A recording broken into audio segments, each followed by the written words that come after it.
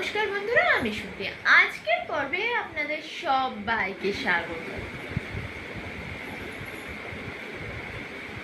আপনারা কি জানেন জগন্নাথ দেবের রথযাত্রা শুরু হওয়ার আগে কেন প্রায় 15 দিন ভক্তরা তার দর্শন পান না? এর পেছনে রয়েছে এক সুন্দর ও আবেগঘন বিশ্বাস।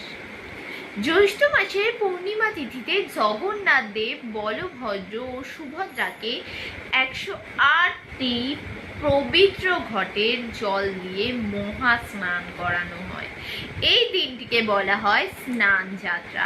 ভক্তদের বিশ্বাস, এত বিশাল মহা স্নানের পর তিনি দেবতা জ্বরে আক্রান্ত হন, তাই তাদের সাধারণ দর্শন বন্ধ করে একটি বিশেষ কক্ষে বিশ্রামে রাখা হয়। এই সময়কে বলা হয় অনাবসর বা অনসর। প্রায় 15 দিন ধরে দৈতাপতি সেবকেরা অত্যন্ত যত্নের সঙ্গে দেবতাদের সেবা করেন। বিভিন্ন ভেষজ ওষুধ, বিশেষ ভোগ এবং প্রাচীন নিয়ম মেনে তাদের আরোগ্যের আচার পালন করা হয়।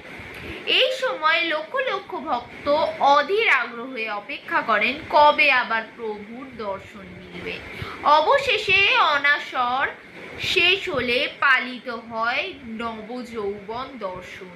ভক্তদের বিশ্বাস, অসুস্থতা কাটিয়ে জগন্নাথ দেব নতুন উদ্যম ও নতুন রূপে আবার সকলের সামনে আবির্ভূত হন।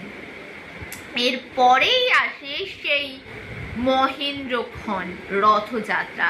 3টি বিশাল রথে চড়ে জগন্নাথ দেব, বলভদ্র ও সুভদ্রা শ্রীমন্দির থেকে বেরিয়ে যান গুন্ডিচা মন্দিরের উদ্দেশ্যে। ভক্তরা বিশ্বাস করেন এই যাত্রায় প্রভু নিজেই তার ভক্তদের কাছে চলে আসেন, তাই রথের দড়ি টানতে অত্যন্ত আগ্রহী সব ভক্তরা, এবং তারা মনে করে রথের দড়ি টানাকে অত্যন্ত পুণ্যের কাজ বলে তারা মনে করে।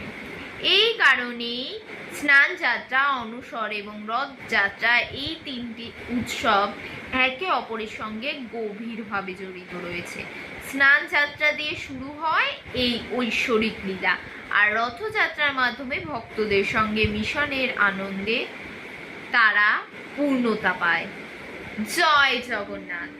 ভিডিওটি ভালো লেগে থাকলে চ্যানেলটিকে সাবস্ক্রাইব করে দেবেন, ভিডিওটি শেয়ার করে দেবেন আর কমেন্ট করে দেবেন এরপর আপনারা কোন অলৌকিক বিষয় নিয়ে ভিডিও দেখতে চান। ধন্যবাদ।